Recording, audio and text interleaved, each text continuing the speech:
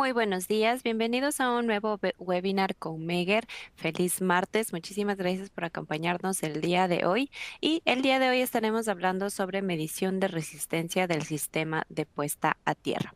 Bienvenidos una vez más y esperamos que este webinar sea de su agrado y de mucha ayuda también para ustedes. En pantalla ustedes pueden ver la plataforma. En la izquierda van a ver las cámaras del staff de Meger. Al derecho, en el centro de la presentación, pueden también acceder a nuestro sitio web y a nuestras redes sociales. Y además les pedimos que nos envíen sus preguntas y comentarios durante la presentación en la ventana de la derecha. Les recuerdo que pueden ajustar sus ventanas según su preferencia. Pueden minimizarlas, moverlas, acorde a como ustedes más lo prefieran. Les recuerdo que también esta sesión será grabada y que en los próximos días recibirán un certificado de asistencia a las personas que asistieron en línea al webinar. Les invito a que visiten nuestra página web meger.com.es/events para que vean también el cronograma de las siguientes actividades que vamos a tener tanto en línea como fuera de línea. Con muchísimo gusto me presento. El día de hoy yo seré su moderadora. Mi nombre es Daniela de Vacas y yo soy gerente regional de marketing Communications para Latinoamérica. En pantalla ustedes pueden ver mi correo electrónico para cualquier solicitud que tengan directamente conmigo y también les invito a que conecten conmigo en LinkedIn. Me encuentran como Daniela de Vacas. Con muchísimo gusto les presento a nuestro panelista del día de hoy. Él es Julio Jiménez, él es ingeniero de aplicación y líder del segmento de bajo voltaje. En pantalla su correo electrónico también para ustedes, para cualquier solicitud que tenga directamente con Julio. Julio, muy buenos días, ¿cómo estás? Gracias por acompañarnos y por ser el promotor de este evento. Gracias, gracias. Muy buenos días, Daniela, y buenos días también a nuestra fiel audiencia. Sí, sí, muy contento también de traer de nuevo este tema tan importante como es la puesta a tierra, la medición de puesta a tierra, y como siempre digo, en este caso de puesta a tierra, nos atraviesa desde todos los ámbitos, por ejemplo, desde la puesta a tierra en el hogar, puede ser o en un centro comercial o en un aeropuerto, hasta el nivel industrial, ¿no? Que es más o menos lo que vamos a tocar el día de hoy, pero la puesta a tierra es un tema de seguridad, empezando por los seres vivos, hasta pues los activos y las, y las mismas estructuras, ¿no? Así que bueno, yo estoy muy contento y además en esta oportunidad también nos acompaña el colega, el ingeniero José Escatone, quien es el ingeniero de aplicación y también es un gran soporte de todo lo que es el segmento GET, que es General Electric Test, y LVI también, como dijo Daniela, del cual soy líder, que es Low Voltage Installations. José está por allá, bien abajo en la Patagonia, en una zona hermosa que se llama Puerto Madryn, donde están las ballenas, los pingüinos y los lobos marinos. Así que con bastante frío, José, buenos días, te doy la bienvenida y adelante con esta presentación que nos has preparado. Yo también voy a tener un par de intervenciones. Así que adelante, José. Buenos días, Julio. Buenos días, Daniela. Buenos días, audiencia. Bueno, bienvenidos a todos y ha sido un excelente promoción de la Patagonia Argentina, de Puerto Madryn. Así que los invitamos a todos para que nos vengan a visitar. Y sí, es un día fresco, pero bueno, estamos en temporada. Bien, bueno, vamos a comenzar este webinar, que es un lindo tema. Y se escucha bien, Daniela, ¿no? Sí, te escuchamos perfecto. Perfecto. Entonces vamos a hablar un poquitito en lo que nos respecta a este webinar, en todo lo que sea un resumen de nuestro sistema de puesta a tierra, reconocer la función de este sistema como un componente esencial para garantizar la seguridad eléctrica, ¿no? Como bien adelantaba Julio, en todos los enfoques, especialmente en las industrias convencionales, en todo lo que sea ámbito comercial, convencional, y también en el contexto de las energías renovables, que también esto también tiene un auge muy importante. Así que vemos que nos atraviesa en todo el ámbito del sistema de puesta a tierra. Los temas que vamos a tratar, bueno, los propósitos básicos, vamos a repasar el propósito básico, cómo es nuestra gestión de mantenimiento, en base a qué, en función algunos tipos de puesta a tierra, un resumen, los componentes de un sistema, algunos esquemas de conexión a tierra, reglas generales, no vamos a entrar muchos en detalle, más que todo para refrescar y tener los conceptos, algunos métodos de medidas y obviamente normas de interés y requisitos legales, principalmente de la República Argentina, algún requisito legal que pueda de otro país nombrarlos, y obviamente terminaremos con los equipos que nosotros podemos ofrecer para realizar este tipo de mediciones.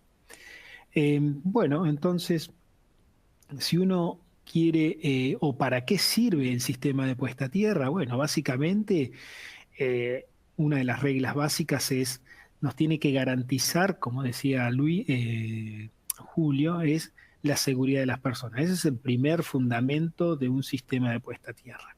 Y obviamente después le sigue la protección de los bienes e instalaciones, de nuestros activos. Entonces, la razón por la cual nosotros tenemos que verificar su correcto funcionamiento, su correcto dimensionamiento del sistema de puesta a tierra son estas dos razones que nombré anteriormente. Entonces, el propósito del sistema, y fíjense que yo hablo siempre de sistema, no hablo de puesta a tierra, hablo del sistema porque a nosotros es fundamental. Y por ahí es un error que nosotros cuando estudiamos hace muchos años siempre decíamos la puesta a tierra, y adelantábamos como el electrodo. Y bueno, yo eso lo quiero corregir, lo trato de corregir y hablamos sistema. A nosotros nos interesa el sistema. Vamos a tirar un pie como para más adelante poder discernir qué es el sistema. Entonces, el propósito entonces es permitir una circulación de descarga a tierra de las corrientes posibles de falla, que le den una naturaleza a las mismas, mantener los potenciales producidos por estas corrientes de falla dentro de todos ciertos límites de seguridad que nosotros en cada norma y las normas internacionales lo establecen, contribuir obviamente con la actuación de los sistemas de protección, principalmente en tiempo, para la seguridad de las personas, del equipamiento. Esto independientemente de todos los sistemas que nosotros tengamos, siempre hay asociado un sistema de accionamiento para este sistema de fallas. Y obviamente para mantener un potencial de referencia. Entonces fíjense que estos 4 puntos son primordiales para que nosotros lo podamos mantener. Dentro de nuestra gestión de mantenimiento, en una gestión, yo voy a poner todos los slides, nosotros tenemos en una gestión de mantenimiento ISO 9000, ISO de calidad, o puedo tenerlo bajo una normativa NFPA 70E de mantenimiento, o con el sistema de gestión de ustedes que establezcan. Nosotros tenemos que poder en nuestro PDCA, en nuestro planificar, es poder identificar el riesgo del activo a proteger con nuestro sistema, por las circunstancias que yo cité anteriormente. Ya sea por circunstancias económicas o por requisitos legales que nos atañen, ¿no? Por ejemplo, en la República Argentina hay un requisito legal que aplica sobre esto, sobre la medición de la puesta a tierra. En México, en la gran mayoría de los países, hay requisitos reglamentarios que aplican a la medición y al mantenimiento. En México, si no mal recuerdo, la NOM 029, en Chile otra reglamentación, no recuerdo todos los números, pero son en cada país de Latinoamérica y en otros países siempre hay un requisito legal aplicable. Entonces, por lo tanto, nosotros debemos demostrar la gestión pertinente del mantenimiento. Y obviamente para poder realizar nuestro programa. Después en el hacer es cómo hacer las mediciones, los controles de los mismos, para chequear el análisis de los resultados, las tendencias, cómo van evaluando, y obviamente la toma de decisiones, ¿no? Para tomar una correcta decisión y no apresurada. Entonces es muy importante que nosotros en el cómo hacerlo y en el qué hacer, que es en el do, tengamos los mejores equipos, los más registrables, los más modernos, que nos faciliten la tarea. Yo digo que nos faciliten. Después la interpretación de los resultados, el cómo hacerlo, bueno, todavía es propiedad de los seres humanos. Así que bueno, sigamos. Bien, entonces tenemos, y no vamos a entrar mucho en detalle, pero tenemos 4 tipos de puesta a tierras en forma genérica: las de protección, las funcional o de servicio, las de referencia y de pararrayos, ¿no? Seguramente ustedes acá hay un resumen de estas. Obviamente falta en el esquema, en el dibujo que está a la derecha, el tema de pararrayos, pero ustedes ven que está todo equipotencial, que están todas conectadas, es un pequeño resumen. Entonces, si nosotros decimos qué es una protección, un tipo de puesta a tierra de protección, bueno, el objetivo principal es proteger a las personas, animales, ¿contra qué? Contra los riesgos derivados de las partes conductoras. Obviamente que quedar sometidas a tensiones peligrosas por falla de defecto. Esto básicamente está asociado a lo que es el contacto indirecto. Entonces, y el accionamiento de los dispositivos que accionan mediante tiempo. Por ejemplo, en baja tensión lo tenemos asociado a diferenciales, ¿no? A dispositivos diferenciales que hay que verificar que actúen en su correcto tiempo, ¿no? Después tenemos los tipos de servicio. El objetivo es asegurar el correcto funcionamiento del equipamiento eléctrico, permitir un funcionamiento confiable de la instalación. Obviamente que depende de qué tipo de características, de qué puesta a tierra, de qué sistema de neutro, pero bueno, es interesante tenerlo, ¿no? La otra opción, el otro tipo que va a aparecer son los de referencia. Es la instalación destinada a brindar el potencial constante para poder ser empleado como referencia, generalmente respecto al potencial de tierra, ¿no? Con la conexión de equipos en distintos niveles de tensión, cómo es conexionado. Vamos a hacer una pequeña introducción más adelante sobre los distintos tipos de neutros, ¿no? Acá hay que garantizar el funcionamiento correcto, seguro, confiable de los distintos tipos de nuestras instalaciones, ¿no? Ya sea instalaciones tipo de datos, comunicaciones, de corrientes débiles. ¿eh? Esto lo quiero recalcar porque una mala práctica en las corrientes de comunicaciones, yo necesito una buena puesta a tierra y la hacían independiente al resto del sistema. Bueno, todo tiene que estar vinculado, pero que tenga que estar vinculado quiere decir que tengamos un correcto estado del sistema de puesta a tierra. Y por último, que también los conocemos, son los sistemas de puesta a tierra, que son los pararrayos. Es un sistema especialmente para proteger bienes, personas. ¿Para qué? Para poder canalizar las descargas atmosféricas, depende de la región donde nosotros estemos. Hay regiones donde la probabilidad es baja y hay regiones donde la probabilidad de caída de rayos o tormenta eléctrica es alta. Por lo tanto, este tipo de protección lo que nos hace a nosotros es limitar, guiar estas descargas y obviamente poder limitar eventuales sobretensiones que nosotros podamos tener. Entonces, básicamente esos son los 4 tipos de sistemas de puesta a tierra. Si nosotros queremos ver cómo es el componente, cómo se compone un sistema de puesta a tierra, podemos entrar vamos desde lo más sencillo hasta lo más complejo. Desde lo más sencillo tenemos el electrodo de puesta a tierra o jabarina, como le decimos nosotros acá en Argentina, pero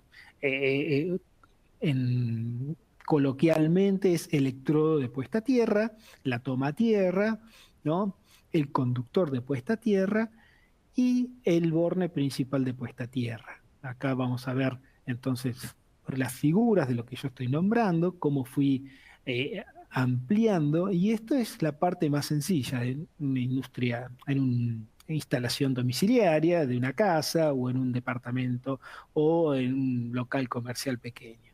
A medida que las instalaciones van tomando en tensión, ¿no?, envergadura, en potencia, bueno, podemos hablar de un sistema de puesta a tierra ya más complejo, donde, como podemos ver acá, vamos a agarrar el bolígrafo, esta parte donde tenemos distintos tipos de electrodos o combinación entre ambos, ¿no? Por ejemplo, una malla combinada con electrodos, en el caso de subestaciones, lo más común, podemos tener triángulos, podemos tener fajas, cables o el círculo para determinadas instalaciones. Es decir, dependiendo de qué tipo de instalación, es en el diseño donde nosotros vamos a trabajar sobre el sistema nuestro de puesta a tierra.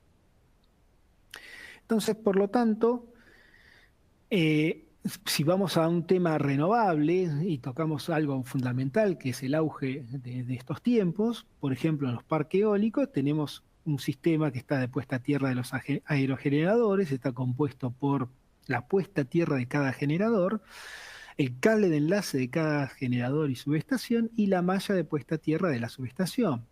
Acá estamos viendo principalmente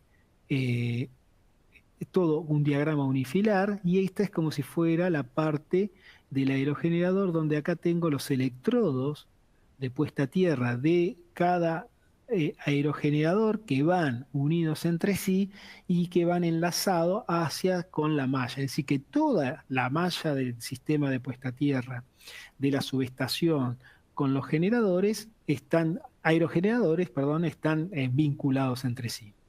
Acá, y esto lo establece, no lo establece ni Meguer, ni José, ni ninguno de nosotros. Están establecidos en las normas IEEE. Por eso siempre referenciamos sobre los estándares internacionales y este tipo de normas hacen de cómo medir, cómo referenciar, cómo tener una ingeniería acorde a las instalaciones. Esta norma establece de cómo debe ser el sistema de puesta a tierra de un parque eólico. Entonces, acá estamos viendo el diagrama unifilar, cómo estaría compuesto, y algunas fotos voy a mostrar en la base cuando se construye del parque eólico, de un aerogenerador, cómo se hace el tendido de los cables de conexión, en la subestación, en su forma de conexión, en su construcción, ¿no? Y obviamente, no sé si se logra apreciar en la foto, pero encontramos el cable de conexión que une todos los aerogeneradores hasta la subestación en sí. Bueno, algunas otras fotos más, acá en el montaje, en la soldadura, acá algunas otras fotos ilustrativas como para ver cómo se hace en este tipo de tecnología. Y acá es en el interior del aerogenerador, en la base, para que todo el sistema quede equipotencial y quede conectado toda la parte interna del aerogenerador. ¿Mm? Bueno, y acá, obviamente, en la subestación eléctrica que está en construcción, en fase de construcción. Acá vemos cómo se van empalmando, uniendo todo el sistema para que quede todo enlazado. Si ahora vamos a un sistema convencional de una planta, de una industria, no creo que lo puedan apreciar, pero tenemos una planta industrial X donde tenemos distintos electrodos, vamos a agarrar el bolígrafo, pequeños electrodos distribuidos en la planta, en su perímetro, ¿no?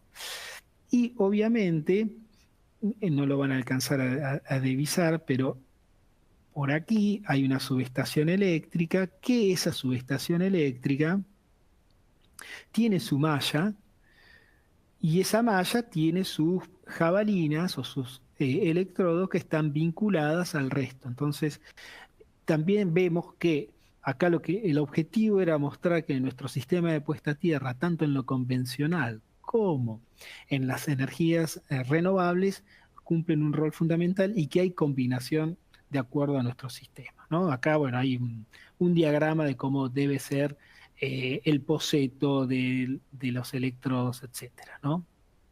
Bien. Importante tener en cuenta un concepto para remarcar, para refrescar, lo que es una masa extraña en la instalación. Y decimos que es una parte conductora que no forma parte de la instalación eléctrica, pero puede introducir un potencial eléctrico, generalmente potencial de tierra, y que ese valor puede tener un valor de tensión perjudicial para lo que son los seres humanos o animales. Por lo tanto, siempre tenemos que vincular y esa tensión tiene que tender a cero, ¿no? Entonces, fíjense lo que yo estoy nombrando acá, un equipo, un transformador, un motor o lo que fuese, una masa extraña, no equipotencial, seguramente yo voy a poder tener una diferencia de tensión presunta, que en caso de haberla puedo tener un riesgo hacia las personas. Por lo tanto, lo importante es la equipotencialidad y acá vemos cómo hablamos de masas extrañas y equipotenciales siempre conectadas, la vinculación de todas estas. Es un tema muy importante a tener en cuenta.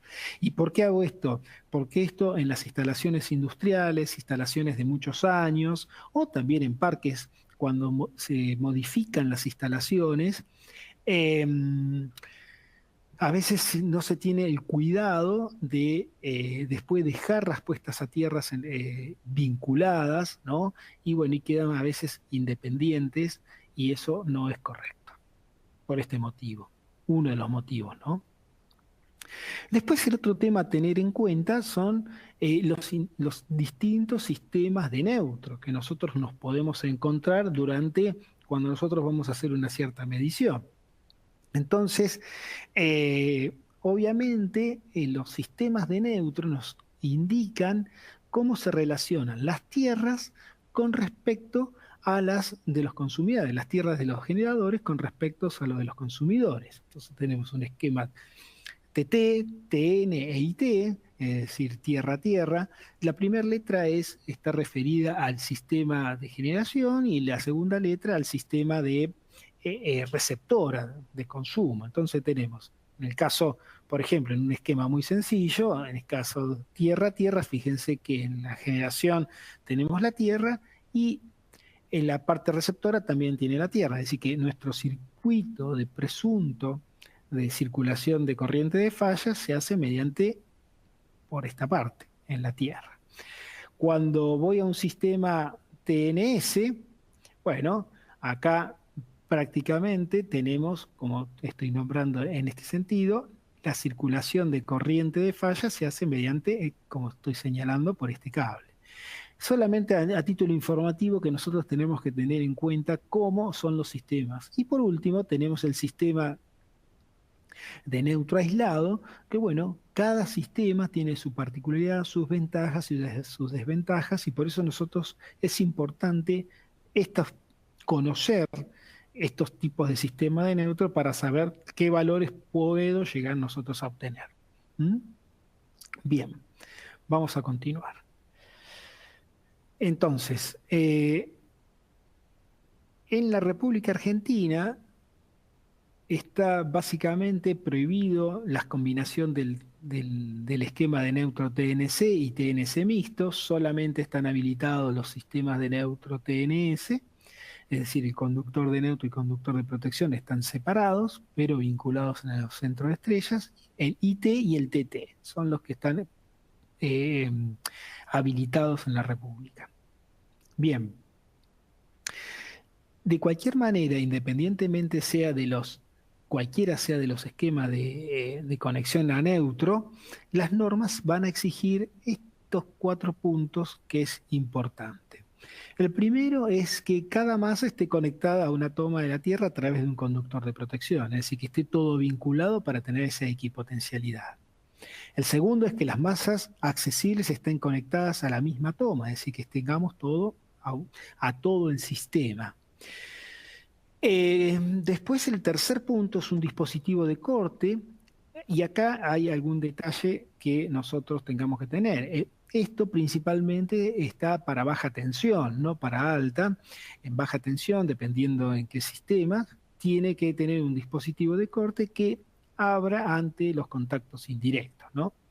Y por último, el tiempo de corte de este dispositivo de desconexión sea medible y sea inferior al máximo definido. Es decir, no solamente que el sistema de puesta a tierra esté conectado, vinculado, que en los tableros terminales en baja tensión dispongan hasta una cierta cantidad hasta una cierta determinada cantidad dispositivos de corte diferenciales, pero también que los mismos se prueben y que respondan a los tiempos. Es como cuando nosotros probamos los tiempos de los interruptores de potencia para ver si funciona su disparo, su corriente. Bueno, lo mismo hacemos para ver los tiempos si funciona correctamente, pero acá con algo mucho más importante, que nos va a dar la seguridad de los contactos indirectos, que hay seguramente personas involucradas. Bien. Bueno, entonces, eso fue un concepto o conceptos de introducción que ¿por qué a nosotros nos interesa que en nuestro sistema de puesta a tierra funcione correctamente? La experiencia, yo no digo que en todos los países sea similar, pero por lo que uno ha recorrido, o cuando yo estudié y terminaba de estudiar, se le dio mucha importancia a los sistemas de puesta a tierra en media y en alta tensión, y en baja tensión como que le diría, entre comillas, se lo despreciaba. Bueno, porque trabajábamos con baja tensión y nosotros nunca teníamos en cuenta las corrientes de cortocircuito que pueden ser muy altas. Entonces, las tensiones que nosotros podemos llegar a tener pueden ser altas o peligrosas para los seres humanos. Por lo tanto, es muy importante, si existiese aún ese tipo de concepto, es que nuestro sistema de puesta a tierra es importantísimo en todos los niveles de tensión que tengamos. ¿Estamos? Bien, vamos ahora a entrar a algunos conceptos muy en forma resumida, de conceptos de resistividad, las metodologías, cuáles son los métodos para poder analizar y poder continuar con esto. Bueno, entonces nosotros siempre nos tenemos que basar con estándares internacionales. Acá estamos viendo, por ejemplo, la norma IEEE 80, que es la guía para la seguridad de puesta a tierra en subestaciones. La IEEE 81 nos dice una guía de cómo medir el tipo de resistividad, impedancia de puesta a tierra, la tierra y los diferentes potenciales. Acá hay un montón. Hay varios métodos de medición con sus beneficios y sus desventajas. Entonces, en función de dónde yo estoy situado, optaré por cuál medir y en función de qué equipo yo voy a disponer, ¿no? Cada uno tiene su preponderancia. Podemos también ver la IEC, donde tenemos la seguridad eléctrica para baja voltaje, ¿no? O la IEC 60364 para instalaciones de baja. También, que no lo puse acá, está la norma NFPA 70B de mantenimiento, donde dice el mantenimiento y cómo se debe mantener un sistema de puesta a tierra, y podemos ver, pero siempre referenciándonos a sistemas de normas internacionales. Bueno, esta norma establece de cómo medir la resistividad y nos da pasos como si nosotros no supiésemos, o si queremos hacer un refresco, leyendo la norma podemos interpretar y podemos hacer una correcta interpretación de nuestros resultados. Los equipos son muy buenos, son nuevos, pero las interpretaciones de los resultados y cómo medir todavía es una potestad del ser humano. Bien, entonces, si entramos en el primer concepto de los dos conceptos de resistencia de puesta a tierra, del sistema de puesta a tierra y resistividad, vamos a empezar por el primero, que es la resistividad, denominada como Rho, y la resistividad de un terreno se expresa obviamente por ohm por metro. Dice, esto corresponde a una resistencia teórica en ohms de un cilindro de tierra de 1 metro cuadrado de sección por 1 metro de longitud, como ustedes lo están viendo acá en esta slide. Su medida permite conocer qué capacidad tiene el terreno para poder conducir esa posible o presunta corriente que tenga que drenar a la tierra. Y bueno, ahí yo les puse 4 factores o 5 factores, pero la realidad es que la resistividad depende de muchos más factores. Yo puse concentración de sales disueltas, naturaleza del terreno, si es homogéneo, si es heterogéneo, si está seco, si está húmedo, la temperatura, el nivel de compactación, que es muy importante. Bueno, un montón de factores. Hay una especialidad dentro de lo que es los especialistas que miden y hacen curvas de resistividad de los distintos puntos como para hacer la verificación de este tema, de esta medición. Entonces, también, como digo, existen un montón de métodos que están estabulados en las normas que yo nombré anteriormente por tomas de muestras de 4 electrodos, Schumberger o de gradiente, de Wenner, Panner, Litt. Bueno, acá están todos enunciados. Obviamente vamos a hacer los más conocidos, vamos a hacer una pequeña referencia de los más conocidos, de los que comúnmente se utilizan, pero en ciertas ocasiones las personas que se dedican a este tipo de mediciones, estudios y evaluación de resistividad de terrenos, bueno, tienen otras opciones porque, como ustedes sabrán, los terrenos y en las distintas locaciones, ya sea, puede ser en una meseta, en una cordillera en la parte andina o en la parte del mar, como estoy situado, difieren totalmente. Entonces, bueno, hay que hacer análisis distintos.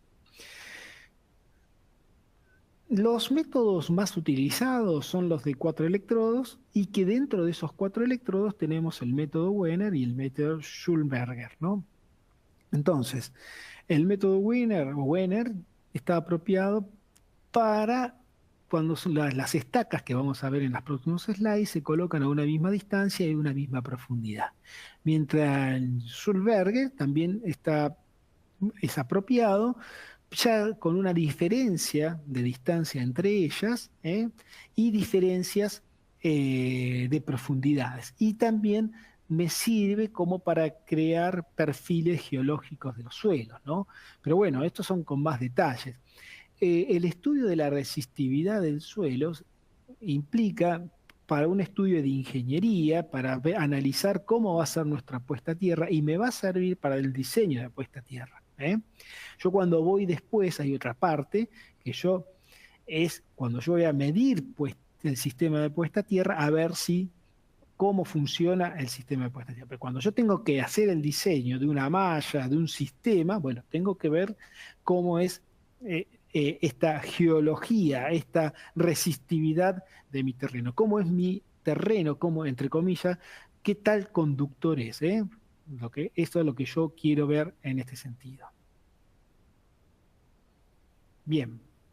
Entonces, el método Wenner, como decíamos, contempla 4 electrodos. Los dos métodos contemplan los 4 electrodos que están, entonces se inyecta una corriente por el electrodo A, ¿no? Y regresa por el electrodo B, y obviamente a una misma distancia A, y hago una medición de tensión entre los electrodos M y N. Esta distancia aproximadamente, de acuerdo a la literatura y a la práctica, no debería ser menor de 4 metros, ¿no? Obviamente que si yo puedo tener distintas variantes, distintas formas matemáticas, no es el interés de este curso, de entrar como si estuviéramos en la facultad y entrar el desarrollo matemático de cómo llegamos a estas ecuaciones, sí que todo este desarrollo matemático, y después lo vamos a ver, me lo realiza el equipo y entonces directamente ingresando algunos valores yo voy a tener la resistividad del terreno. Pero siempre teniendo el concepto de qué método yo voy a utilizar y por qué ventaja tiene uno con respecto al otro. Entonces, el método Schulberger también, acá usamos 4, ¿cómo se llama? 4 electrodos. La diferencia es que la distancia A entre los mismos no es igual. Si hay distintas variantes que nosotros podemos ir jugando para ver las distintas dificultades que nos presenta. En función de eso, y vuelvo a repetir, no es el caso de esto, nosotros podemos obtener la resistividad del terreno, ¿no? Y acá, entonces, le dejo el paso a mi amigo y colega Julio, que les va a explicar un poquitito sobre los equipos y qué realiza. Gracias, Julio, gracias, José. ¿Me escuchas bien allí? Perfecto. Ok, excelente, José, muy buena presentación, sobre todo mucho valor técnico y excelentes fotos además también de todo lo que son justamente las mallas de los parques eólicos, ¿no? Y como comentabas en alguna parte de la presentación sobre la ayuda que prestan precisamente los equipos de prueba, justamente, si bien bienvenido a conocer el origen de las fórmulas y de dónde vienen todos los cálculos, pero en la práctica obviamente que en campo nosotros tenemos que, estamos en otro mundo, ¿no? Estamos en el mundo real, donde precisamente el equipo ahí va a jugar se convierte en actor para precisamente simplificar el estudio de suelos. Incluso por allí vi unas preguntas de los asistentes a este webinar. El colega Franklin pregunta cosas muy interesantes sobre todo lo que es movimiento de tierras en el diseño de las mallas de puesta a tierra y todo lo que implica el cambio de resistividades en un terreno. Ya le adelanto que, como bien dijo José, son ingenieros geoeléctricos, donde ellos son especialistas en hacer todo el modelado de la resistividad de los distintos terrenos, sobre todo cuando son multicapas o se ven afectados por tantos factores. En el caso del equipo, pues tenemos la ventaja de que el equipo, si bien hay que cumplir con la función de hincar los electrodos, ¿verdad? Pero no va a tener usted necesidades de hacer los cálculos, sino que ya el equipo tiene incorporado todas estas fórmulas como parte del algoritmo. Usted sí lo que tiene que, en este caso, como el método de Werner, tiene que introducirle el valor de A o estas distancias, ¿verdad? Que son equidistantes y fíjense que entre otros que parecen menores, pero que son, digamos, ayudas, por ejemplo, códigos de colores, los cables ya vienen con códigos de colores, de tal manera que usted no se va a equivocar ni en el cable ni en el plug a donde usted va a insertar, ¿no? Y esto en cuanto al método Werner. En cuanto al método Schlumberger, también usted tiene pues la fórmula ya incorporada dentro del propio equipo. Incluso en esta zona, fíjense que para que estos son equipos como el que vemos en pantalla, de 2.3, ¿verdad? Que son con pantalla de color, y algo muy interesante es que él va a detectar que efectivamente hay un lazo y una continuidad entre los cuatro electrodos, con lo cual aquí arriba, aunque en esta foto no lo, creo que más adelante sí lo vamos a ver, hay un check mark en color verde que le dice efectivamente que están detectados el loop, la conexión entre los propios electrodos. Caso contrario, le va a aparecer una X en rojo. Entonces es muy interesante que pues todas estas ayudas sirven para simplificar el procedimiento, sobre todo en grandes terrenos con todo el proceso del diseño y el estudio del terreno para propósitos de instalación de una malla tierra en construcción, ¿no? Así que bueno, adelante José y después nos vemos un poquito más al final, ¿ok? Gracias, Luis. Julio, te estaba bautizando como Luis. Gracias, Julio. Bueno, entonces, para continuar con este webinar, ahora vamos a ver, como habíamos dicho, dos partes. Una parte de la resistividad, que es lo que estuvimos hablando hasta hace unos momentos, y ahora vamos a ver ciertas técnicas de medición, no vamos a poder ver todas, pero algunas técnicas de medición que están establecidas en estos estándares que yo he nombrado, como para nosotros poder ver los valores de nuestro sistema de puesta a tierra. Así que bueno, vamos a ir viendo con eso. Entonces, volvemos a retomar y a repasar que nuestro sistema de puesta a tierra, y vuelvo a recalcar, puede estar conformado de diversas maneras y de acuerdo a nuestro sistema de instalación.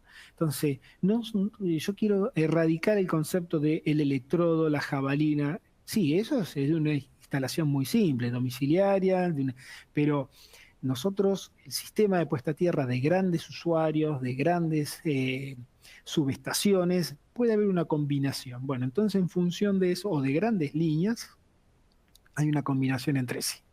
Entonces, esto es tan importante de volver a recalcar. Y puede haber triángulo, puede haber de esto con patita de gallo, eh, las mallas reforzadas con electrodos, como hemos visto, etcétera.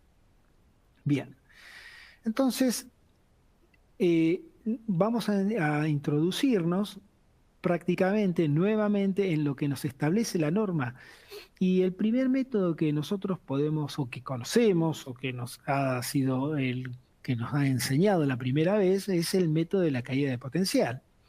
El método de la caída de potencial consiste básicamente con un electrodo auxiliar situado a una X distancia y otro electrodo donde yo voy a medir, un auxiliar que yo voy a ir midiendo y voy a ir midiendo tensión. Inyecto corriente por este electrodo que está acá, este me queda fijo y en función del electrodo auxiliar yo voy a ir tratando de buscar la zona plana de esta curva que yo estoy señalizando en rojo, ¿no? Esa curva, si yo no tuviera esos valores, la puedo ir logrando midiendo todos estos, moviendo este electrodo desde un valor acá hasta llegar a este valor, donde obviamente este electrodo con respecto al que yo coloqué o otro electrodo que puede haber interferencias, entonces siempre nosotros tenemos que medir en la zona plana. ¿Y por qué se le dice 62%? En realidad, después de muchas fórmulas matemáticas, a ver si está acá, después de muchas fórmulas matemáticas, resulta que en realidad no es 62%, comúnmente 62%, pero sí habla de 61,8. Entonces, en la parte práctica, yo debería ver si yo no tengo una interferencia en función de otra jabalina, de otro electrodo. Por lo tanto, yo debería poder medir básicamente y ver si ese valor que yo estoy midiendo al 62% de esa distancia, de esta distancia que yo estoy viendo acá, es correcto y no está influenciado por otro campo de otro electrodo. Por lo tanto, en la práctica se mide al 62%, al 52% y al 72%. Una manera fácil de poder ver si yo realmente estoy en ese punto y si estoy en el orden y no tengo mucha diferencia, es decir, el porcentaje entre los tres valores es bajo, entonces estoy asegurándome que estoy midiendo en la parte plana de la, de la curva. Acá estamos viendo, obviamente, la Tierra se comporta como un conductor, y entonces como un conductor a mayor profundidad, obviamente, las corrientes tienden siempre a circular como el efecto piel, el efecto skin, perdón, por la parte superior. Por lo tanto, es muy importante que los electrodos nosotros estén a una cierta profundidad. Bien, entonces, esto es de una manera sencilla de si yo obtengo el primer método en una instalación sencilla. Ahora, si yo quiero hacer esta medición en una subestación eléctrica ya más de envergadura, ¿no? Como la que vemos en la foto, entonces, las técnicas de medición en este sistema, como habíamos hablado anteriormente, son sistemas ya más complejos, donde tengo tensiones, corrientes de cortocircuito más elevadas, tengo distintos activos, tengo el perímetro que tiene que estar conectado, la malla, perímetro, fíjense que acá está todo vinculado entre sí, y obviamente reforzado con algunas electrodos, dependiendo del cálculo de la resistividad del terreno y las tensiones de paso y contacto que yo debo, que ya por norma me lo establecen, que yo debo estar por debajo de esos niveles de tensión. En función de todo eso es que se diagrama y yo tengo que poder medir a todo el sistema. Entonces, la manera de medir en este sistema es grande, obviamente. Entonces, la primera pregunta es, ¿cómo mido bajo el 62%? ¿Es conveniente? ¿Es el único método? Bueno, entonces vuelvo a inyectar un electrodo a una determinada distancia. ¿Cuál es esa distancia? ¿Con qué equipo? ¿Cometo un error? ¿No cometo error? Bueno, estas son algunas de las preguntas que vamos a ir resolviendo a continuación. Entonces, en las técnicas de medición, en instalaciones de subestaciones eléctricas de gran potencia, tenemos un montón, como siempre, y están estipuladas, y dependiendo de cómo está físicamente. Pero bueno, vamos a hablar básicamente la regla del 62% que expliqué anteriormente y ahora un poquitito con más detalle en alta tensión, y obviamente la de la pendiente, ¿no? Cómo podemos obtener. Y después vamos a ver otros métodos que no son para subestaciones, pero que pueden ser para líneas o para cuando yo tengo electrodos en paralelo. Bueno, distintas técnicas. Por eso es importante que no hay una única forma de poder medir puestas a tierra. Lo importante es saber qué instalación tengo, con qué me voy a encontrar, dónde está situado, hacer un análisis de la situación. Bien. Entonces, las técnicas, como nosotros decimos, y establece la norma, es que si yo conozco, y utilizando la regla del 62%, conozco con exactitud la dimensión de lo que es la malla de puesta a tierra, es decir, una malla nueva que está en construcción o que no ha sufrido ningún tipo de modificación alguna, entonces se dice que yo voy a tener una buena medida si yo puedo aplicar este electrodo a 6,5 o 6,6 veces la distancia diagonal que tiene la malla de mi puesta a tierra. Si mi puesta a tierra, supónganse, tiene 50 metros la diagonal, bueno, 6 son 6 por son 50 metros por 6,5. Estamos hablando de 300 y algo metros, casi 400 metros. No hice la cuenta en forma rápida, pero aproximadamente. Entonces yo tengo que situar mi, ¿cómo se llama? Mi electrodo y obviamente al 62% verificar el sistema de puesta a tierra y obviamente, como dije anteriormente, yo podría hacer distintas mediciones para ver y obtener esta curva, si es que fuese así, o en algunos casos te piden o nos solicitan, bueno, verificar el sistema de puesta a tierra, el valor, y entonces yo capaz que no necesito trazar toda la curva y obtener solamente un par de valores para asegurar que la medición es correcta y que estoy sobre la situación plana o la parte plana de la curva. Depende de lo que nos solicite el cliente. Acá lo que uno quiere mostrar es que si el cliente me solicita que yo tenga que levantar la curva, bueno, y yo no, y cometí errores en la distancia, acá lo que quiero demostrar también es que es muy importante, y si yo vuelvo a la parte anterior, al slide anterior, a ver si aparece, es que si esta distancia, yo si no la tengo, si no conozco con exactitud, es muy importante porque yo puedo cometer un error teniendo mal dimensionada esta distancia, la de este electrodo, donde yo puedo obtener, vamos un poquito más adelante, que se me fue muy atrás, yo puedo obtener estas distintas curvas. Y estas distintas curvas, entonces yo, si la A, la B y la C, básicamente es porque no respeté correctamente la distancia y entonces puedo estar midiendo valores acá o valores ahí. Entonces fíjense que la curva D, que es respetando la distancia, sabiendo la distancia, entonces yo ahí entonces sí sé que estoy midiendo en esta parte. Entonces, fundamental, por lo menos en la parte práctica, si me piden levantar la curva y hacer las mediciones, bueno, la tendré que hacer. Si no, medir en esta zona para ver este tema de la metodología.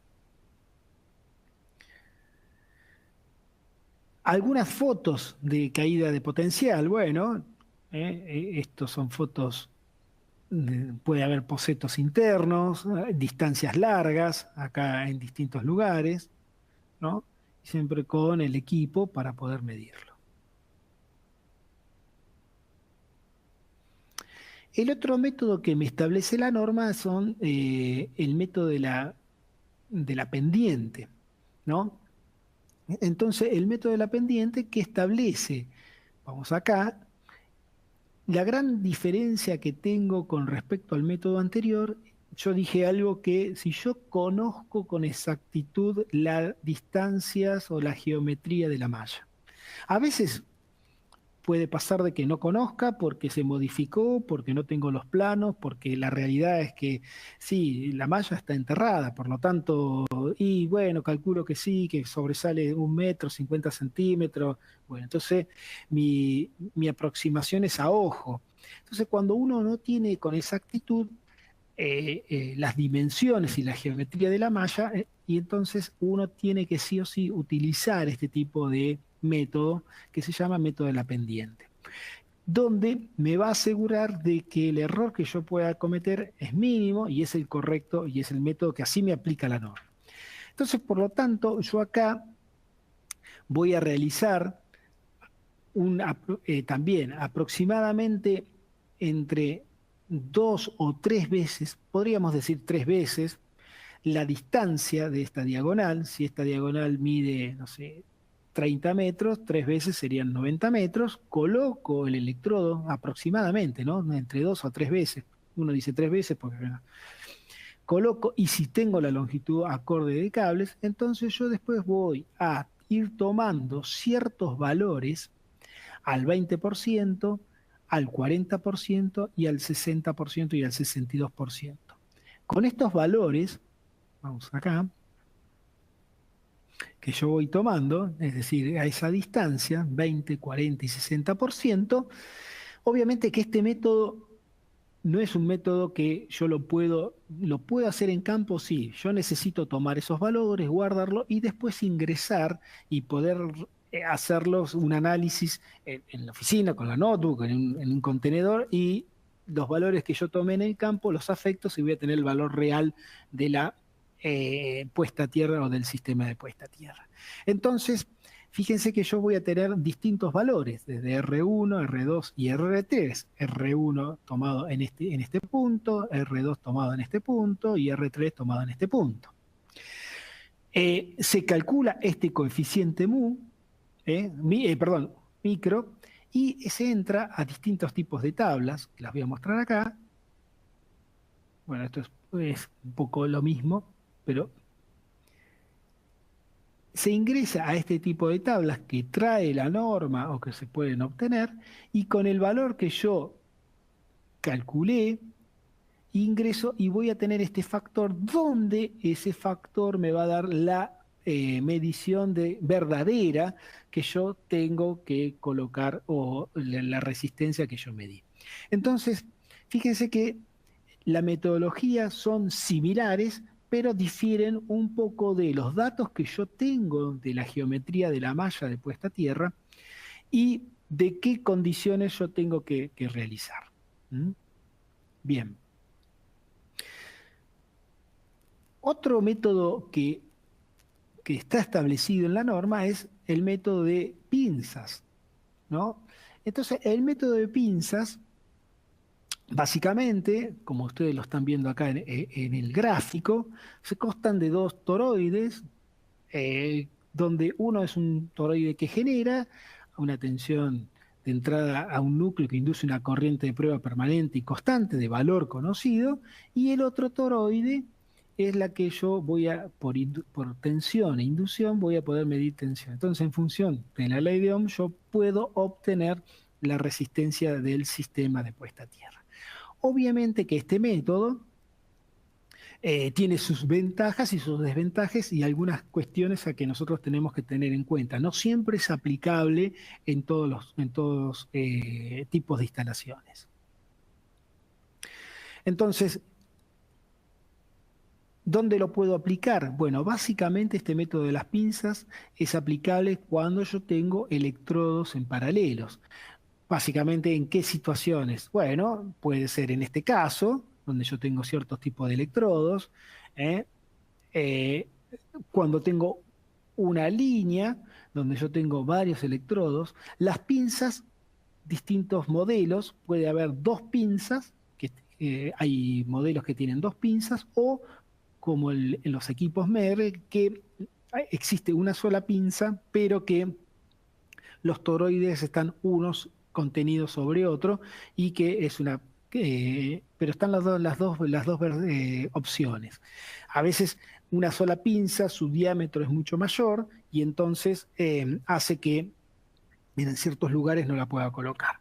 Así que, pero bueno, fíjense que este método que también sirve para determinadas. Yo no podría medir este método con si yo tuviese una puesta a tierra con una sola electrodo, no me lo mide. Entonces yo tendría que colocar un electrodo en paralelo. Esas son algunas de las limitaciones de este método. ¿Cuáles son entonces, y para repasar y dándole un poco el paso a mi amigo Julio? Bueno, nosotros nos tenemos que basar básicamente en las normas IEEE 81, de cómo poder medir los distintos métodos, ventajas y desventajas, donde especifican con más detalle el contenido de cada método y cuáles son sus desventajas y limitaciones. Si yo tengo un parque eólico, bueno, y tengo que hacer el diseño, bueno, me tengo que basar en este estándar, el 2760 del 2020. En la República Argentina existe una norma IRAM. Yo no tengo ningún tipo de problema, inconveniente, pero la norma IRAM es una norma que se basó en la IEEE y por ahí no tiene las actualizaciones pertinentes. Yo siempre no tengo nada contra la norma IRAM, a veces es un poquito más lento en sus actualizaciones. Dentro de la República Argentina existe una ley nacional, como existe en México, la NOM, como había puesto la norma oficial mexicana, donde establece la periodicidad, perdón, de cada cuánto se mide y cómo se debe medir. El cómo lo establecen las normas. Lo que hacen las reglamentaciones o los requisitos legales establecen de medir en forma correcta. Es decir, implementar la metodología acorde a nuestra instalación. Y bueno, acá hemos hecho un resumen, un compendio, obviamente que es un curso que podría hablar días, que es con mayor profundidad, pero por lo menos para repasar, para fijar conceptos, para darle la importancia fundamental a lo que son los sistemas de puesta a tierra. Y bueno, ahora le voy a dar el paso a Julio para que pueda mostrar los equipos y ver cuáles son las ventajas que nosotros tenemos en función y la sencillez. Pero como siempre digo, los equipos son muy buenos, son modernos y algo que es fundamental, tienen que ser de calidad y tienen que estar certificados. Todo cuando nosotros tenemos que medir sistemas de puesta a tierra, requisitos legales en un país, en otro, lo que fuese, nosotros tenemos que dar confiabilidad a las mediciones, en lo técnico, en la trazabilidad de las mediciones y en lo conceptual. Julio, te dejo y te dejo para que puedas continuar. Muchas gracias, José. ¿Me escuchan bien allí? Sí, perfecto, Julio. Ok, excelente, José, gracias.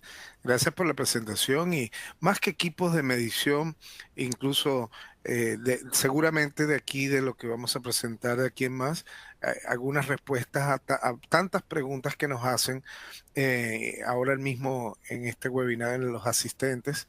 Tenemos 257 asistentes, así que es bastante y con muchísimas preguntas. Obviamente no vamos a alcanzar a responder todas, pero lo interesante de esto es que la aplicación en campo es infinita, porque son grandes desafíos que nos encontramos, dado que los terrenos, las condiciones, las puestas a tierra, las mallas, etcétera, nunca son las mismas. Entonces, desde ya que lo que queremos transmitir aquí es lo que nos hemos encontrado en campo, algunos parámetros que consideramos importantes y que cubrimos con los equipos Mega, como por ejemplo en este caso, fíjense que tenemos aquí un par de fotos. La primera, la de la izquierda, es una prueba que se hizo en Bolivia. ¿Y por qué Bolivia? Porque Bolivia tiene una altitud muy, digamos, niveles de altitud bastante importantes, como en el caso eh, de donde hemos hecho pruebas como en la zona del aeropuerto El Alto, que ahí tienes 4.062 metros sobre el nivel del mar. Y bueno, hemos precisamente visto que eh, nuestro equipo funciona en el caso del D23, está validado hasta 4.500 metros sobre el nivel del mar. Y esto no es menor porque muchas veces tenemos minerías en Chile que llegan hasta los 5.000 y 6.000 metros sobre el nivel del mar, y no por eso yo debo de inhibirme de hacer mediciones de seguridad y de puesta a tierra, ¿no? Y en el caso de la derecha, es un colega que nos presentó en su momento un webinar especializado también en puesta a tierra, y esto es en Perú, y también pues vean ustedes el tamaño de su estación, no solo el tamaño, la cercanía a las líneas de transmisión respecto al ruido electromagnético. Nos contaba este ingeniero que, por ejemplo, esta su estación tiene el tamaño de un estadio.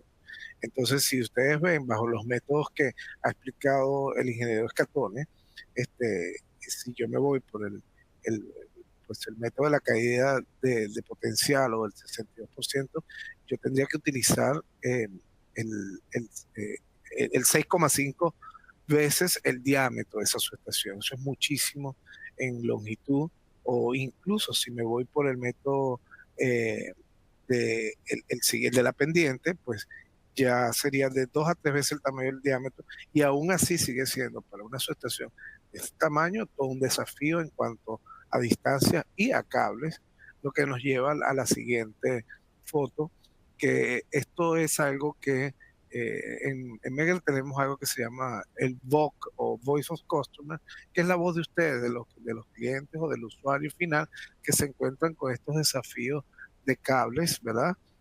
Enredados. Incluso esto presenta otro problema, que yo no sé si el cable está roto por dentro. Incluso este procedimiento de enredo o desenredo genera mucho daño al aislamiento del propio cable, o incluso daños internos. Y entonces hoy en día, pues nosotros tenemos en brochure de productos, tenemos estos carretes que, aparte que están bien organizados los cables, ¿verdad? Cada estaca o cada electrodo va adosado, y aparte yo los puedo ir conectando en lo que llaman chain o cadenas, ¿verdad?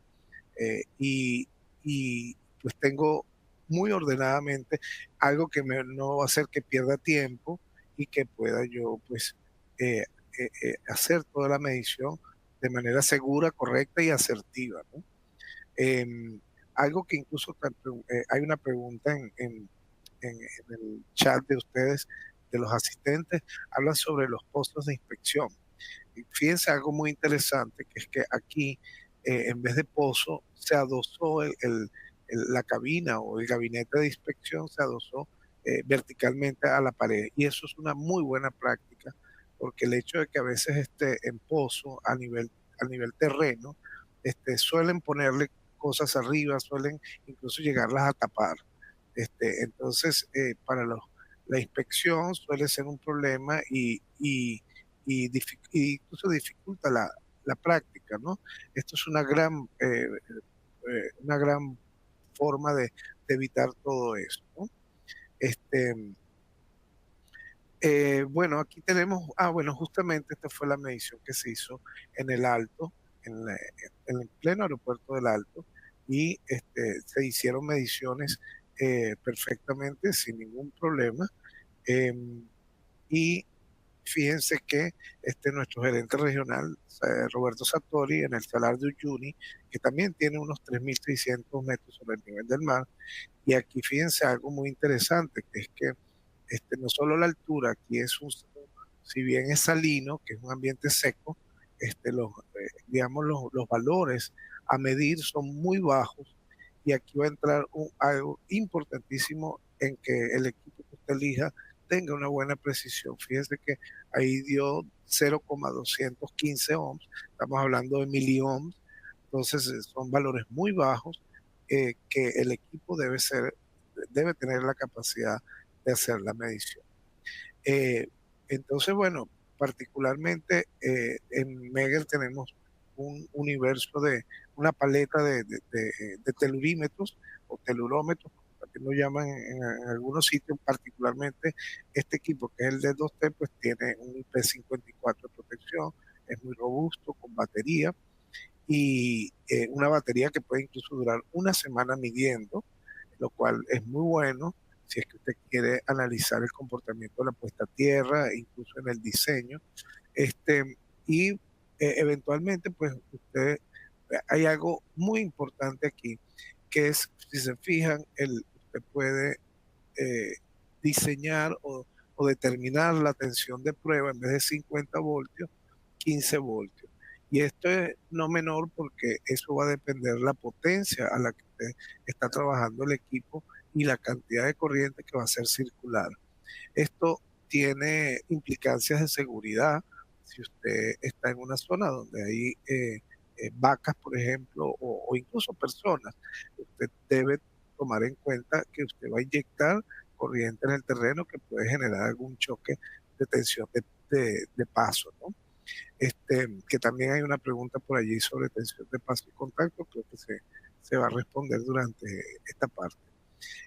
Entonces, volviendo, fíjense algo de lo que hablábamos anteriormente en los valores de miliohms, particularmente cuando usted tiene que hacer mediciones con valores tan bajos, eventualmente puede haber inestabilidad en la medición, ya sea por ruido electromagnético, ya sea por incluso caños o tuberías cercanas que le pueden alterar, o inestabilidad del propio electrodo, etcétera, o del terreno.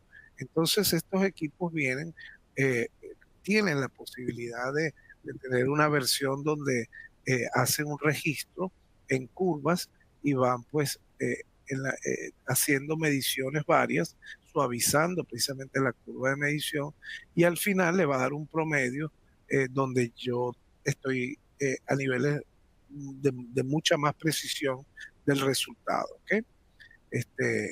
Aquí hay algunas características muy interesantes. Por ejemplo, esta es una versión cuando se utiliza el método de dos polos, y usted no quiere que el equipo cuente la resistencia de los cables de medición, pues aquí hay una versión que es para que haga un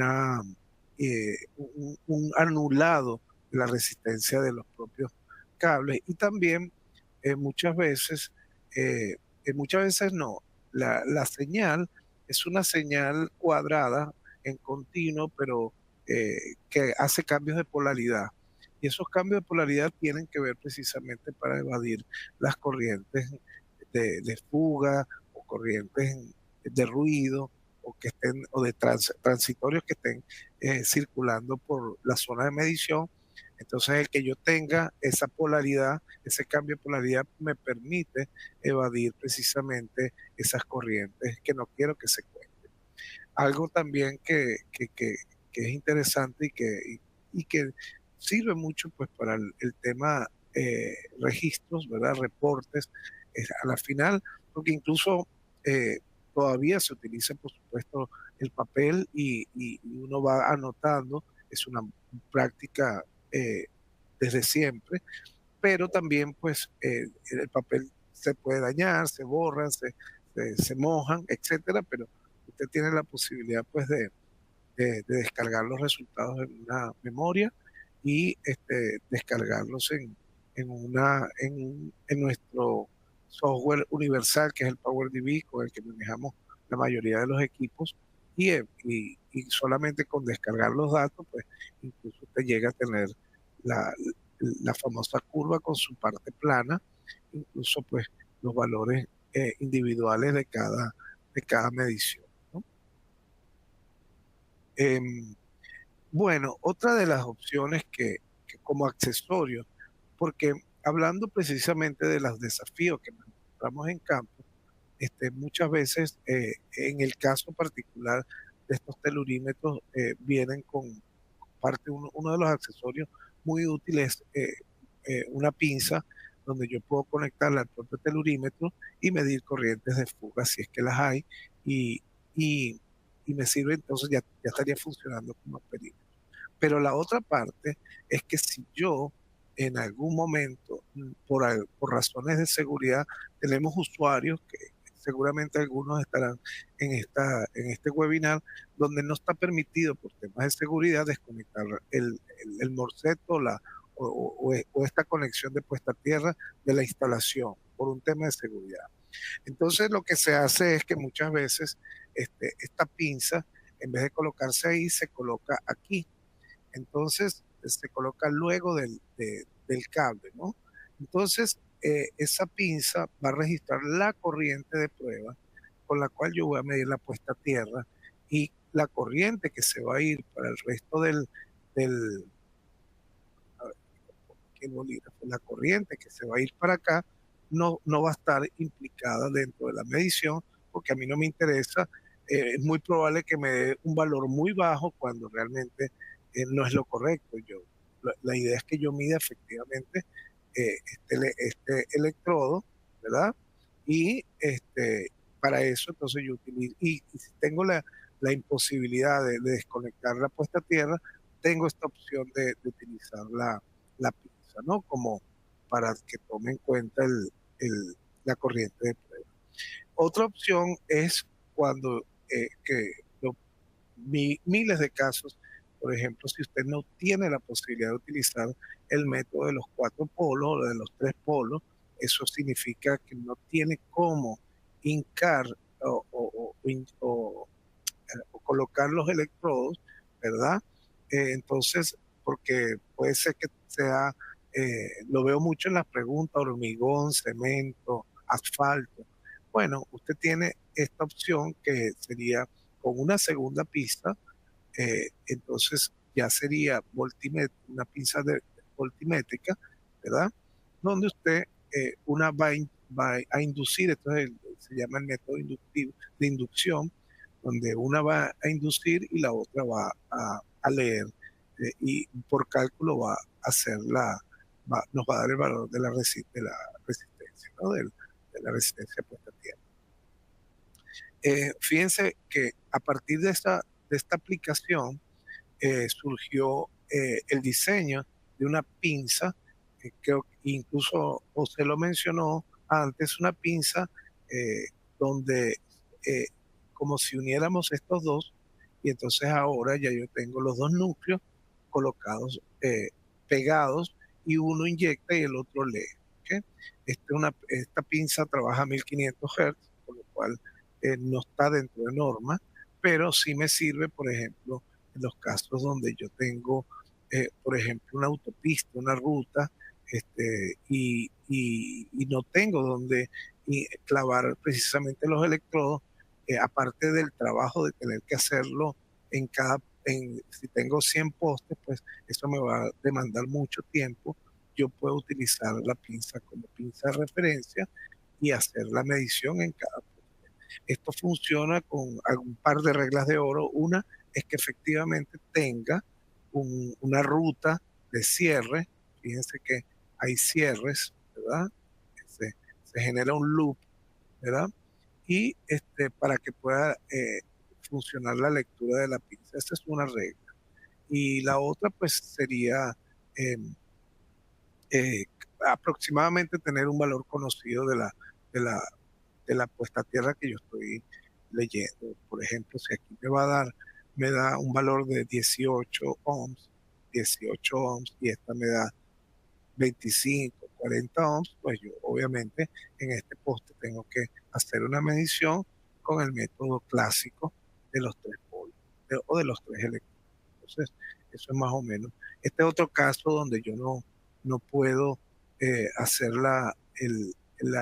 hincar los electrodos, y justamente aquí vemos la pinza con sus dos núcleos, ¿verdad? Un núcleo de medición y un núcleo de, de inyección. ¿Ok? Esta sería la pinza, como comenté, y tiene Bluetooth, pues, como comenté, trabaja a 1500 Hz, pero se utiliza como telurímetro de referencia. Algo que también presentó José, por ejemplo, este tipo de protección de puesta a tierra los encontramos en muchas residencias en la zona andina. Aquí estamos midiendo efectivamente puesta a tierra con el método de inducción, ¿verdad? Sin embargo, lo que queremos, el mensaje que queremos dar aquí es que aquí abajo no hay malla, con lo cual yo sí estoy midiendo una puesta a tierra. El tema es que cuando aparece la malla, aquí, a ver, un segundito. El tema es que si yo tuviera una malla aquí, ahí ya sí no estoy midiendo puesta a tierra, ahí estoy midiendo continuidad. ¿Ok? Es algo que queremos hacer énfasis en no confundir. ¿Ok? Bueno, entonces ahí tienen pues lo que serían los famosos carretes de 50, 100 y de 20 metros, ¿verdad? Con sus respectivas pinzas. Y entonces ya esos son accesorios sumamente útiles para poder en la práctica efectivamente hacer una medición ordenada y que sea precisa. ¿Ok? Puedo conectar tantas eh, eh, carretes como yo desee. Respecto a, hay una parte, y por cierto también una de las preguntas, ¿qué es esta famosa medición de tensión de paso o tensión de contacto? Hay un poco digamos, de controversia respecto a hacerlo con inyección de corriente, porque se infringen algunas normas de seguridad para los operadores. En el caso de yo utilizar el telurímetro como para hacer precisamente la medición de tensión de paso, de tensión de contacto, no lo hago midiendo tensión, sino que lo que mido es la resistencia y conociendo el valor de la corriente de falla o de cortocircuito, entonces yo ahí sí puedo calcular pues la tensión, en este caso de contacto.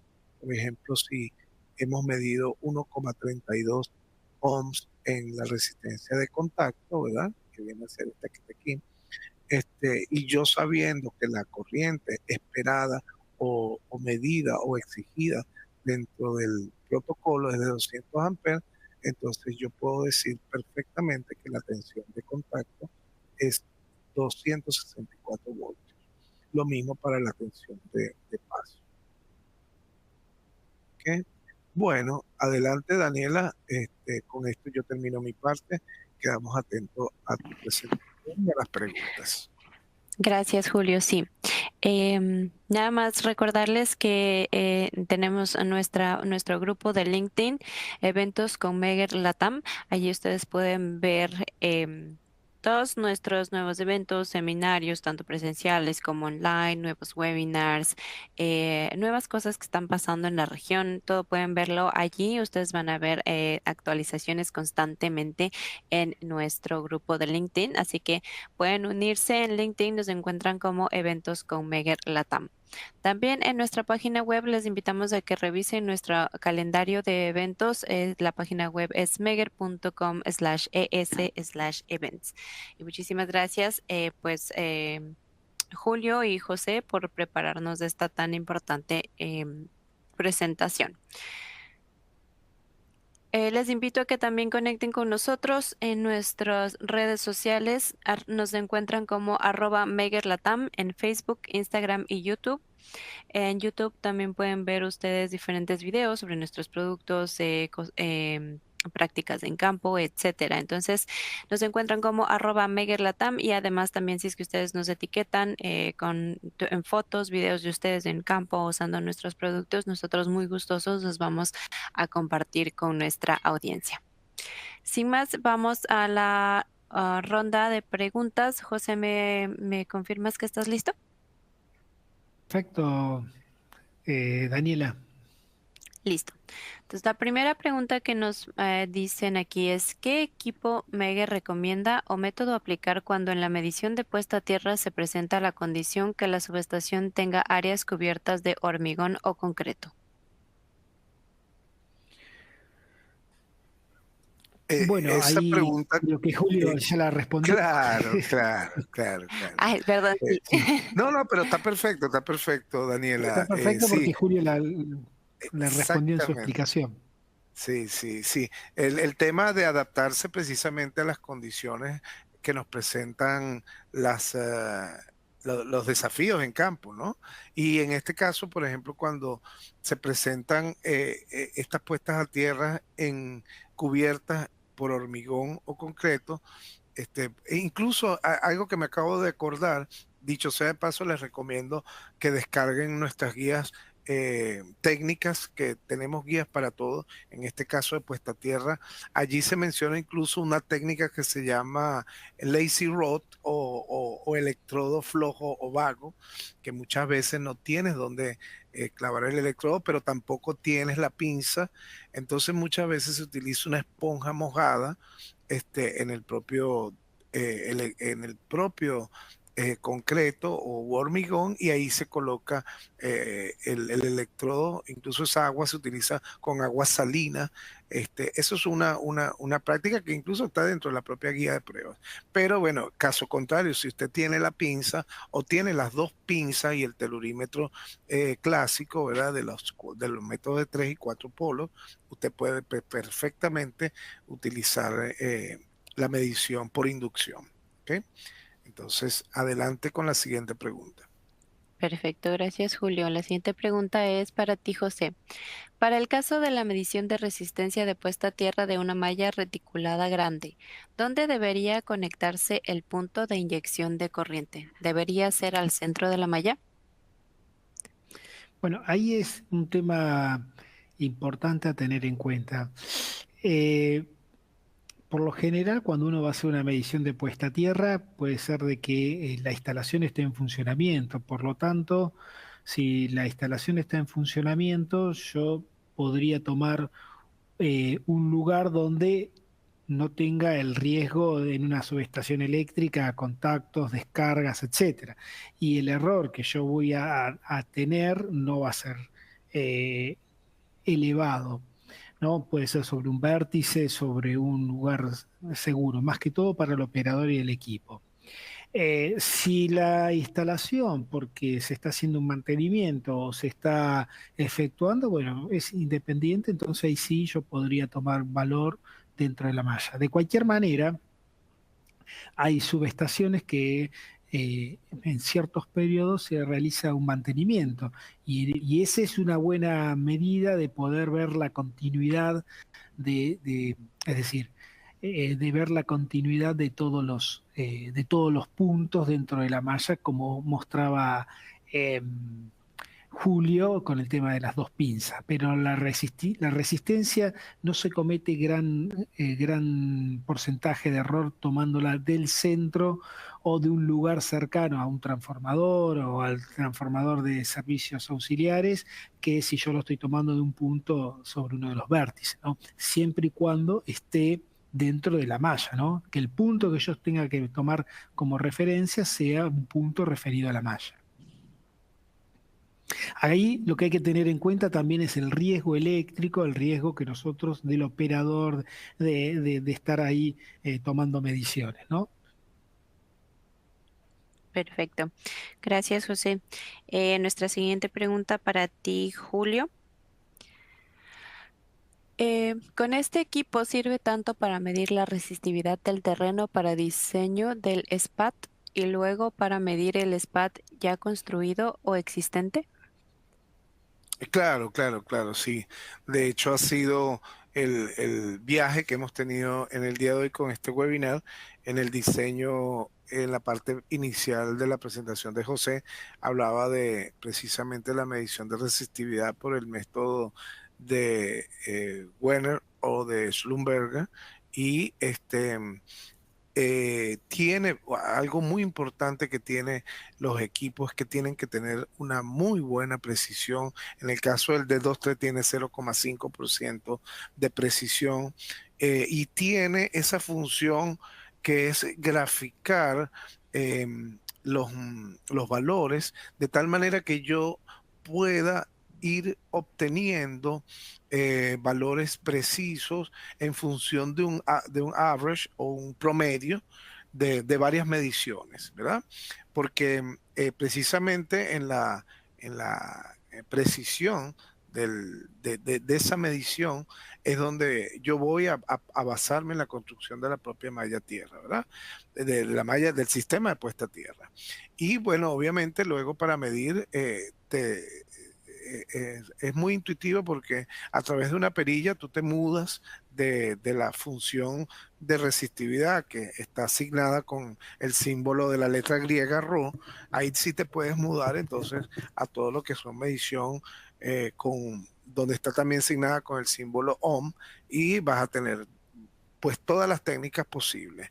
La de dos picas o dos electrodos, que no es la más recomendable, la de tres polos eh, más pinza o sin pinza, y la de cuatro polos, que en este caso no lo mencionamos, pero es muy interesante que yo, ¿por qué utilizaría cuatro electrodos para una medición de puesta a tierra?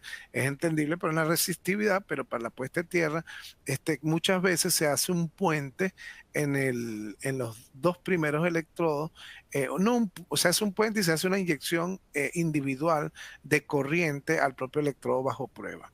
Con que eso garantizamos que sea más fidedigna todavía la medición porque yo estoy midiendo la corriente donde la estoy inyectando.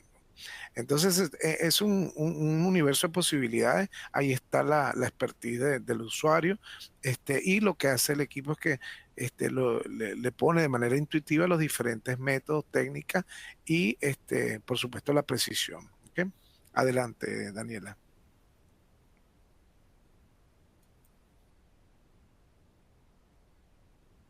Perdón, estaba hablando con el micrófono cerrado. Nuestra siguiente pregunta, José.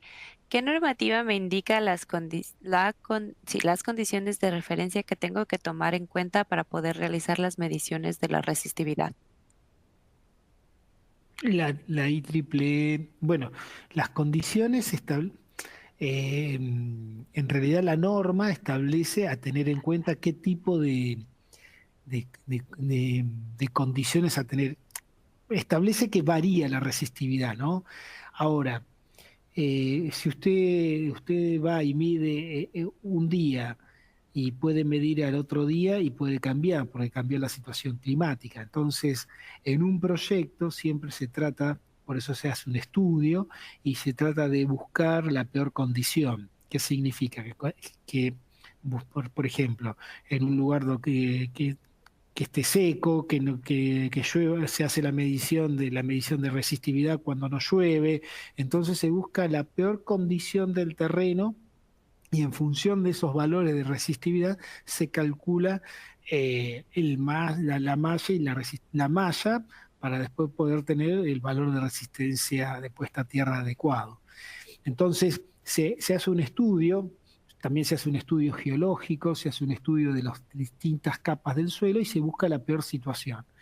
Eso lo establece en la norma IEEE 80, pero básicamente uno puede, como concepto primordial, es decir, bueno, cuál es el lugar, cuál es el emplazamiento, se hace un estudio de todos los factores climáticos, y bueno, y en función de eso se busca la peor situación y se hace la medición ahí. Y con ese punto, con ese valor de resistividad, eh, se hace la ingeniería de la puesta a tierra. Perfecto. No sé Y vamos si... con Sí. sí, vamos con las últimas dos preguntas debido al tiempo. Julio, ¿las mediciones se hacen con la subestación en servicio? Sí, gracias, Daniela. Obviamente que sí, que la subestación está en servicio per se y el chequeo debe hacerse periódicamente. Pero muchas gracias por esta pregunta porque hay algo que no mencionamos, que es que no se olviden que en todo caso estamos trabajando con eventuales corrientes transitorias o de descargas, etcétera, con lo cual es absolutamente mandatorio que se utilicen los EPP o equipos de protección personal. Y en el caso de no poder desconectar la subestación, que fue algo de lo que mencionamos y en muchas reiteradas veces en esta presentación. ¿Por qué? Porque precisamente como cuando hay estas corrientes no esperadas o imprevistas, deben evacuar precisamente por esa vía, por la vía del electrodo y a malla tierra. Entonces, muchas veces existen empresas que no te permiten desconectar, porque ahí es donde está la protección, no solo para las personas, sino también para los activos, e incluso en el momento de desconectar muchas veces se activan alarmas. Entonces ahí es cuando entramos con los equipos y las opciones de tener una pinza que me permita discriminar entre la corriente que se va aguas arriba en la subestación y utilizar la corriente o medir la corriente correcta, que sería la que va al sistema de puesta a tierra, ¿no? Adelante, Daniela. Igual si José quiere comentar al respecto sobre estas prácticas en campo, sería de muchísima utilidad.